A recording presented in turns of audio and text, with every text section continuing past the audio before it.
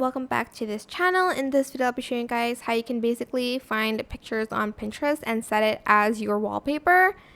So for instance, I want this like pink and green wallpaper, so I'm just going to view image here, and I'm just going to right click save image as, and then I'm going to type in wallpaper, and then simply select the folder here, right click, and then select set as desktop background. I'm not going to set mine as this one because I use Wallpaper Engine and it's a little bit tedious and I don't want to change it for that, but you're just going to select that and you can edit the sizing later on your desktop. But yeah, I hope that this tutorial was helpful for you guys.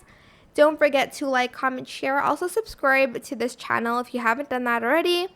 If you have any more questions, just leave it in the comment section down below. I will try my best to answer them all for you guys. And if you found this video helpful, please click the thanks button above the description box down below. Thank you so much for watching. Goodbye.